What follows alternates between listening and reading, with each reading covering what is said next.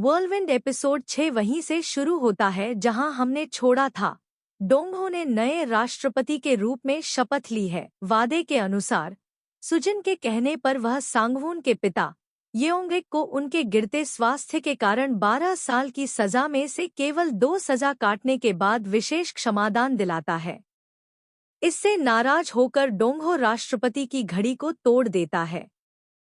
सुजिन डोंगहो को नियंत्रित करने के लिए अपने और डेजी ग्रुप के लोगों को नई सरकार में कैबिनेट और मंत्री पदों पर नियुक्त की एक सूची दी है। सुझाए गए नामों से वह भयभीत है क्योंकि अधिकतर नाम अलग अलग घोटालों में शामिल हैं।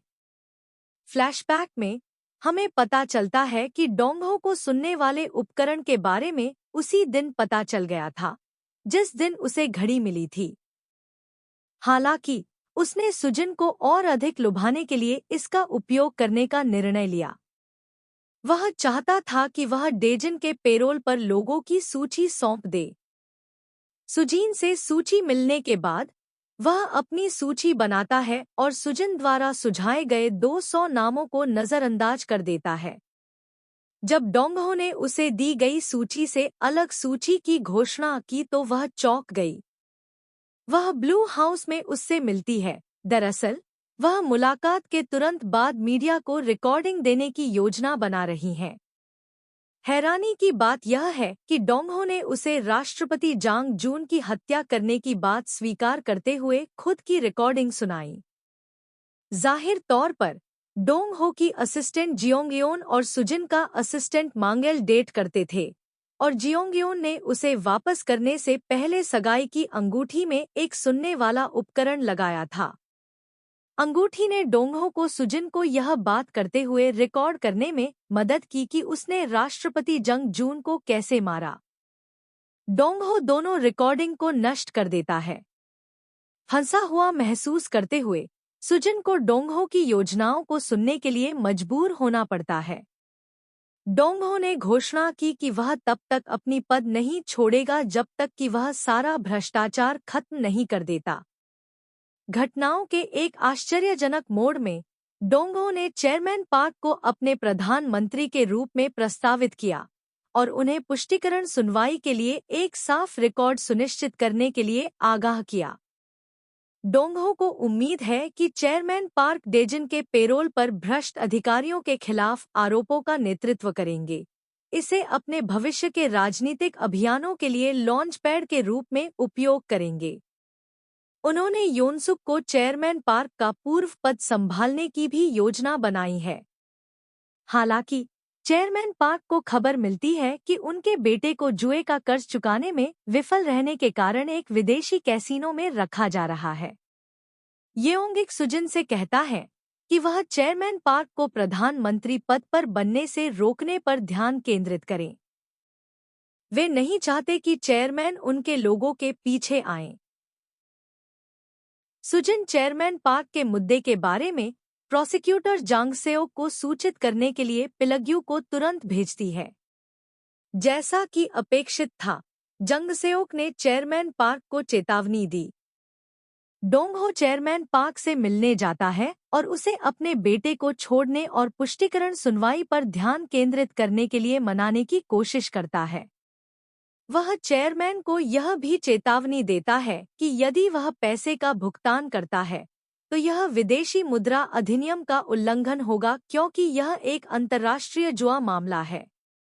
हालांकि चेयरमैन पार्क को चिंता है कि उनकी पत्नी अपने बच्चे को छोड़ने के तनाव के कारण अस्पताल में मर जाएंगी। वह डोंगहो से केस वापस लेने के लिए प्रोसिक्यूटर जांग सेओक से बात करने के लिए कहता है और बदले में वह उसे अपना पूरा समर्थन देगा। अगली सुबह जंग सेओक निराश हो जाता है जब डोंगहो उसे मामले को रोकने के लिए कहता है।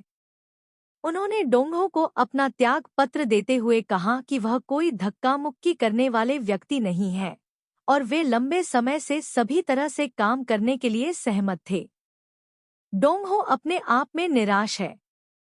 जल्द ही पुष्टिकरण सुनवाई का दिन नजदीक आता है और सुजिन ने स्थानीय सांसद श्री मिन से मुलाकात करके उनसे जुए का मुद्दा उठाने और उन्हें आवश्यक सबूत देने के लिए कहकर पहले ही चेयरमैन पार्क के हारने के लिए मंच तैयार कर दिया था।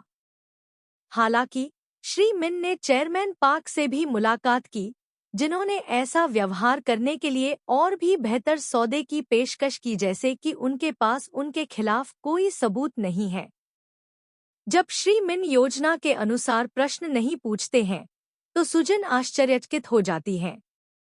हालांकि जब मीडिया में एक ब्रेकिंग स्टोरी चलती है कि कैसे चेयरमैन पार्क ने अपने बेटे के लिए धन प्राप्त करने के लिए अपने बहनोई का इस्तेमाल किया, तो चीजों में भारी बदलाव आ जाता है। चेयरमैन पार्क को सार्वजनिक रूप से शर्मिंदा होना पड़ा और वह सुनवाई के दौरान रोने लगे। दूसरी ओर गहन चिंतन के बाद डोंगो ने जंगसेओ को फोन किया और उसे अपना काम करते रहने के लिए कहा। वह अपने दोस्त से कहता है कि वह न बदले, लेकिन वह कहता है कि वह दुनिया बदल देगा।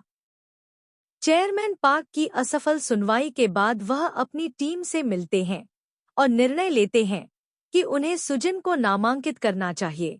वह अकेली भी है जिसने इसे ठुकराया नहीं।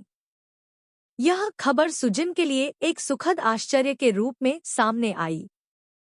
हालांकि डोंगहो अपने गंदे रहस्यों को उजागर करने के लिए अपनी सुनवाई का उपयोग करने की योजना बना रही है। उसने गुमनाम रूप से चेयरमैन पार्क को सूचित किया कि उनकी असफल सुनवाई के लिए सुजिन जिम्मेदार थे।